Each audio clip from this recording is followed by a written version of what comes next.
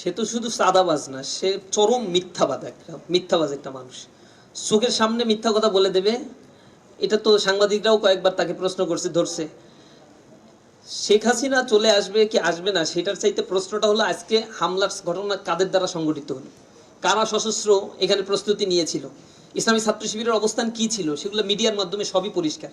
সুতরাং সে যদি দিনকে রাত আর রাতকে দিন বলে বেড়াতে পারে, এটা তাদের চরিত্রের মধ্যেই আছে, এটা বিএনপির চরিত্রের মধ্যেই আছে।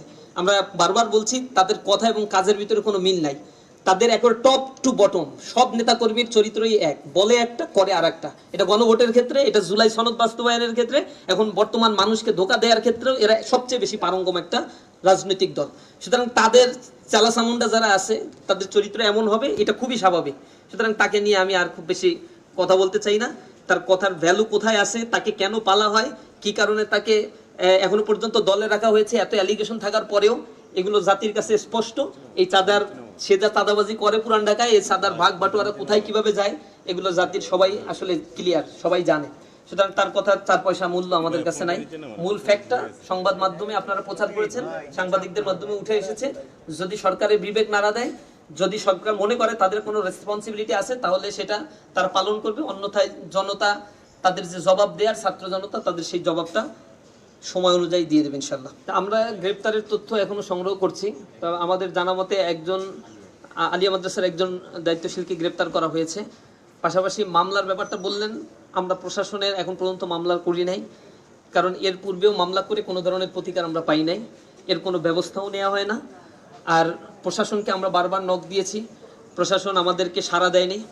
ডিএমপি কমিশনার একবার ফোন ধরেছিলেন ব্যবস্থা নেওয়ার কথা বললেও আমরা দেখতে পেয়েছি নারায়ণগঞ্জ থেকে, এরপরে পুরান ঢাকা থেকে, কেরানীগঞ্জ থেকে টোকাইদেরকে নিয়ে আসা হয়েছে এবং সশস্ত্র অবস্থায় আছে। আমরা প্রশাসনকে বারবার বলেছি, সেখানে পার্কের পাশে তারা বসা ছিল এবং ক্যাম্পাসের জগন্নাথ বিশ্ববিদ্যালয়ের চারদিক ঘেরাও করা ছিল। ঢাকা বিশ্ববিদ্যালয়ের সামনে সায়েন্স ল্যাবে সশস্ত্র অবস্থায় তারা মহড়া দিচ্ছিল, এরপর একের পর এক হামলা করছিল। প্রশাসন তাদের পাশে দাঁড়িয়ে আছে, অস্ত্র দেখছে তারা। ছাত্রলীগের যেভাবে শেল্টার দিত, একই কপি এই জুলাই যেতে না যেতে আমরা আবার দেখতে পাচ্ছি, একই প্রতিচ্ছবি আজকে আমরা দেখতে পেলাম। সুতরাং আমরা মনে করছি না এই প্রশাসনের দ্বারা কোনোদিন সুবিচার সম্ভব।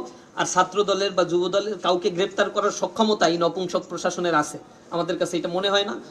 যেহেতু প্রশাসনের এটা দায়িত্ব, আমরা মনে করি প্রশাসন সেই বিষয়টা তদন্ত করে দেখবে এবং এই জায়গা থেকে তারা তাদের রেসপন্সিবিলিটি পালন করে কিনা এটার জন্য আমরা অপেক্ষমান আছি। ছাত্রদল পরিকল্পিত এই সংঘাত বাঁধিয়েছে এবং পরিকল্পিতভাবে তারা এখন গ্যাসের দাম বৃদ্ধি পেয়েছে, ভোজ্য তেলের দাম বৃদ্ধি পেয়েছে, জ্বালানি তেলের দাম বৃদ্ধি পেয়েছে, বিদ্যুতের চরম দুর্ভোগ। গ্রাম অঞ্চলের মানুষ এখন তো বিদ্যুৎ পাই না, মাঝে মাঝে বিদ্যুৎ আসে।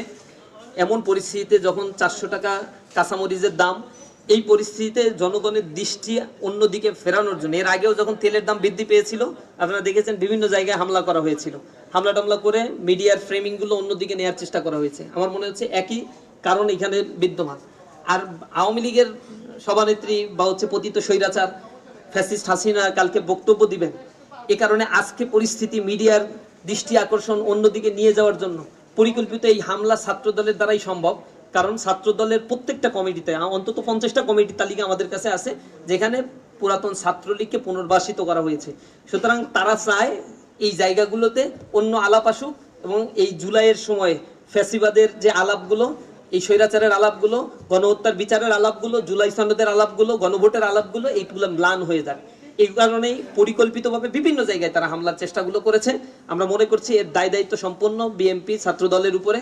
আর দীর্ঘ সময় ধরে আমরা লড়াই করেছিলাম তাদের সাথে, তখন তাদের খুব বেশি ছায়া আমরা দেখতে পাই নাই। বারুল ট্রাক সরানোর দিন ছাত্র দলের কেউ ছিল না, সেদিন ইসলামী ছাত্র শিবিরের দায়িত্বশীলরা রাস্তায় দাঁড়িয়ে প্রতিবাদ করেছিল এবং শাহাদাতের ঘটনা ইসলামী ছাত্র শিবিরের ঘটেছিল, অনেক ভাই আহত এবং শহীদের ঘটনা ঘটেছিল। ছাত্র দল যুব দলকে সেদিন আমরা পাই নাই। এই সন্ত্রাসীরা এরা যে দলই ক্ষমতা আসুক না কেন, সেই দলের ঘাড়ের উপর চেপে মবতন্ত্র ক্রিয়েট করা বা ত্রাসের রাজত্ব তৈরি করাই হচ্ছে তাদের মূল দায়িত্ব। এই কাজটাই তারা করে। আমরা মনে করছি জুলাইয়ের এই বর্তমান যে সিচুয়েশন, দ্বিতীয় বর্ষপূর্তিতে যেভাবে সারা দেশব্যাপী আমরা প্রোগ্রাম করছি, এখন ইন্টেনশনালি এই প্রোগ্রামগুলোতে তারা হামলা করেছে। উচিত ছিল তাদেরও সেম লেভেলের প্রোগ্রামগুলো করা, শিক্ষার্থী বান্ধব প্রোগ্রামগুলো করা। কোনো জায়গায় তারা এগুলো না করে বরং আমাদের প্রোগ্রামগুলোতে হামলা করে তারা এটাই প্রমাণ করতে যায় যে তাদের চরিত্রটা কেমন। আর তারা এই গণ অভ্যুত্থানের বা এই বিপ্লবের পক্ষের কোনো শক্তি ছিল না, অথবা তারা থাকলেও মুখে শুধু বাতেলা, পুরাতন সেই বন্দোবস্তের দিকেই তারা যেতে চায়, ক্যাম্পাসগুলোকে তারা অস্থিতিশীল করে রাখতে চায়। সুতরাং আমরা তাদের জন্য বারবার বলছি, এখনো শুধরান, ছাত্ররা সময় দিচ্ছে আপনাদের, গণপ্রতিরোধের মুখে পড়লে এ থেকে পালানো আপনাদের জন্য কঠিন হবে। তা আমরা তো খবর পাচ্ছি তারা একে একে ঢাকা কলেজের হল দখল করবে, আলিয়া মাদ্রাসার হল দখল করবে, এরপরে অনেকগুলো কলেজ তাদের টার্গেটে আছে। আমাদের কাছে ইতিমধ্যেই খবর এসেছে, তিতুমির কলেজ তো অলরেডি হল দখল করছে।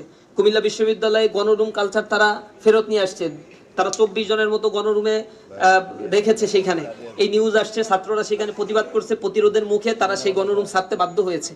এভাবে একের পর এক প্রতিটা ক্যাম্পাসে তারা গণরুম গেস্ট রুম চালু করবে। তাদের কেন্দ্রীয় সভাপতি আমার মনে আছে এক সংবাদ সম্মেলনে বলেছিল, আর কোনোদিন গণরুম কালচার ফেরত আসবে না, যদি আসে তাহলে কি হবে, তাহলে আমি আর রাজনীতি করব না। এদের চরিত্রের ভিতরে কোনো মিল দেখেন? এই গণরুম, গেস্ট রুম, হল দখল এগুলো চলছে, তিতুমির কলেজে হল দখল করছে, এগুলো প্রকাশ্যে সংবাদ মাধ্যমগুলোতে আসছে। তাদের ন্যূনতম কোনো লজ্জাবোধ থাকলে এই রাজনীতি থেকে তাদের ছেড়ে দেওয়া উচিত ছিল, কিন্তু তারা এটা করে নাই এবং একের পর এক এই কাজগুলো তারা করবে। আর বেগম রোকেয়া বিশ্ববিদ্যালয়ে যে ইস্যুটা নিয়ে তারা হামলা করেছে, আমরা বলেছি ফ্যাসিবাদের আমলে যত গণহত্যা সংগঠিত হয়েছে সেই গণহত্যাগুলোর গ্রাফিতি অথবা গণহত্যার প্রতিবাদ জানিয়ে আমরা সেখানে আলোকচিত্র প্রদর্শনী করেছিলাম। সেখানে যে ক্যাঙ্গারু ট্রাইব্যুনাল আওয়ামী আমলে তৈরি করা হয়েছিল, সেই ট্রাইব্যুনালে যত্রতত্র বিচার কার্য পরিচালনা করা হয়েছিল, সেখানে নিজেদের মতো করে সাক্ষী সামন্ত নিয়ে আসা হয়েছিল। এভাবে করে একটা জুডিশিয়াল কিলিং করে আল্লামা দেলোয়ার হোসেন সাইদি সেখানে সাজা প্রাপ্ত হয়েছিল, সাকা চৌধুরীকে সাজা দেওয়া হয়েছিল, মাওলানা মতিউর রহমান নিজামীকে সাজা দেওয়া হয়েছিল, আলী হাসান মোহাম্মদ মুজাহিদকে সাজা দেওয়া হয়েছিল। এই মানুষগুলো বিএনপির সাথে দীর্ঘ সময় ধরে রাজনীতি করছে এবং বর্তমান প্রধানমন্ত্রী তারেক জিয়া লন্ডনে থাকা অবস্থায় বলেছিলেন এনারা রাজাকার ছিলেন না, স্পষ্ট বক্তব্য তাদের। সুতরাং তাদের উপরে কিলিং করা হয়েছে, এটা প্রধানমন্ত্রীর, বর্তমান প্রধানমন্ত্রীর ভাষ্য, খালেদা জিয়ার ভাষ্য এবং এই বিএনপির, এটাই হচ্ছে বিএনপির ভাষ্য। কিন্তু সেই জায়গা থেকে ছাত্রদল যখন এইগুলোকে ওন করতে পারে না, তার মানে এটা বিএনপির ছাত্রদল না, এটা জিয়াউর রহমানের ছাত্রদল না, এটা তারেক জিয়ারও ছাত্রদল না।